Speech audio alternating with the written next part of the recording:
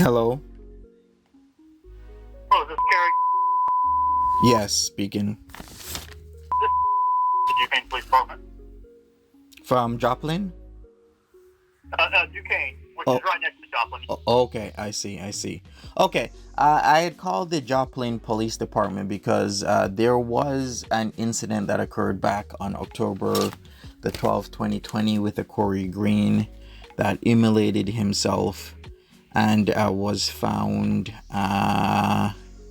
His body was found in the home and there was a investigation. I did give dispatcher that it was the duplex on East 10th Street. There's several news stories about this incident. There is an individual who has been harassing me for years, and that individual, when I first tried getting to know them, they had told me about this incident and that this Cory Green is their baby daddy, and that they did in fact repeatedly tell this man to go and kill himself, and that he immolated himself on a live stream.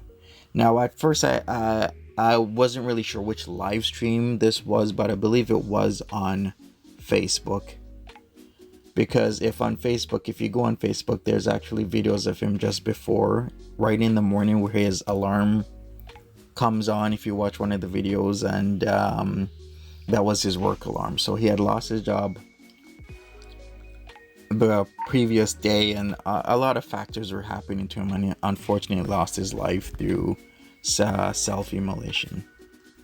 So did you have any more information on that, or? Well, the information that I have is that this individual had told me this story. I actually had originally called Webb City Police because I did not know who this person was at first, but what M has done is come online and revealed that the name of this individual, which is Cory Green, and upon searching for him, his obituary was found and other things was found. At first, she just said that her baby daddy died in a horrible way. He lit himself on fire on a live stream, and then she further confessed to me that she repeatedly would tell him to unalive himself, as in kill himself. And I've been having ongoing problems with this individual. I have tens of thousands of text messages, I think maybe 60, 70, 80,000 of unanswered text messages, thousands of emails from her,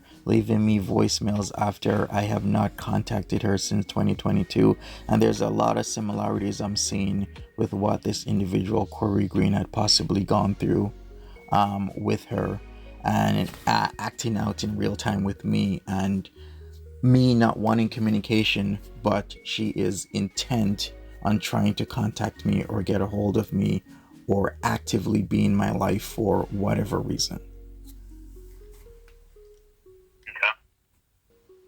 Have you blocked her or told her to stop? Yes, I have told her several times. The last time I told her to stop contacting me was when she used a sock account in one of my live streams online on the 9th of July, which was it was the evening. Was it the evening of the app? On the 9th of July, she was in one of my live streams, and I've told her many times to not be in there because I've blocked her regular usernames. So what she does, she comes in what's called sock accounts, which means unknown accounts that you don't know it's her until she revealed herself with certain things that only a person familiar with Cory Green would know, and she's been repeatedly doing this. So I've told her to stop countless times, dozens upon dozens of times. I don't answer her. I don't answer the phone calls ever since 2022, but she keeps calling me. She keeps leaving voice messages, and it's at a point now where it's actually pretty scary, the things that she's doing. And as I've said, there's just way too much similarities to what this gentleman has gone through with her and what I'm currently going through. Yeah. And if the notes are right in the call here, that you live in Ontario, Canada right now? Yes. Oh, the other thing, she likes to change phone numbers and email addresses as well as a YouTube account. So I've blocked her numbers, and whenever there's a number that's blocked and she feels that it's been blocked, she will just get a new phone number and start to text me again. She'll get a new email address and start to message me again. I do have all of these logged. So if anything can be done about this, I've contacted my own local police department regarding her and her activities. And I mean, I do know that there's technicalities between, her being in Webb City, Missouri, and me being in Ontario, Canada. I do understand that, but I do feel what is right is that I do report this incident and add on to what is known about the incident with Cory Green from October the 12th, 2020. Okay. Has she shared her address with you or anything? Or? I do have her address. I'd given it to the lieutenant at Webb City Police Department. Yes. Do you need that? I have a couple in our system. I have one that has a Webb City address. If you have it right off, I'll just compare it too. Because I mean, if nothing else, we can. Because it is tough with you being there and her being here with like a simple harassment charge. Because even if we charged her with it, or if Webb City charged her with it, and she showed up to court, they'd have to try to subpoena you, which coming down here for a court date is probably something that you wouldn't want to actually do where you're actually in a face-to-face room with her. I would do that, because this is honestly, from what I've been through, this is escalating, because I'm the one who's being harassed, and she's now saying she's making reports to me as if she's trying to make some track record of me doing something wrong. How am I doing something wrong when I'm the one who's constantly being harassed, with witnesses in there, in my chats, looking at these emails, these phone calls, listening to these voicemails? I'm the one who is being harassed, illegally being harassed. Her address is Webb City. Okay. Yeah, I guess that's what we had in our system here for her. So, I was gonna say, in jurisdiction-wise, here in Missouri, is it really has to come from the agency that has that jurisdiction? So Webb City would actually have to be the one to charge her with the harassment on it. And there's a lot of views of people looking at that, like it's where the victim is and not the suspects. But with you not living here and being harassed by her, and her living in Webb City should be able to charge her with it. But I'll note and I'll call card here, of you being, getting those harassments and that similarities, because they already added in the report number and everything for the Cory Green on this call card. And I was working here when that happened, so I mean, I was familiar with that case anyway. Yes, I heard that it was very shocking for a lot of people. But yeah, I mean, I'll definitely note the theories on it, and and I know you said you've already blocked multiple emails. The problem with a lot of these free web services is people can, like you said, can just continuously create new things, and with all these new spammer apps and everything else that they have out, just spoofing a phone number is pretty easy to do too. And yeah, exactly. And logging, it makes it tough and kind of annoying. But I mean, that's my next suggestion is just keep those things. You can take pictures or screenshots of them, because that'll just help you in court later on. Yes. And then just continue to block and continue not to respond. As soon as you realize that's who it is, just block them, kick them out, and just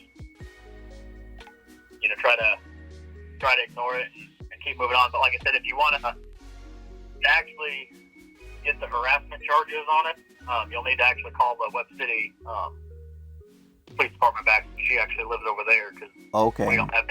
All right, no problem.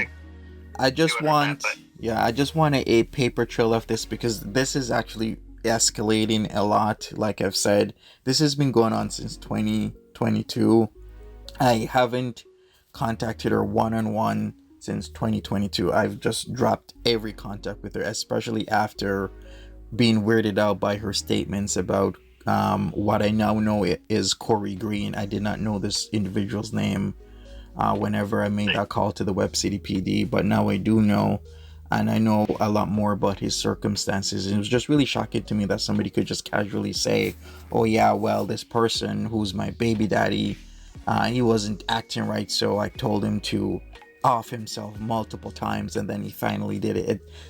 You don't say stuff like that and expect to have like a continued conversation with a person, because that's pretty shocking. Yeah.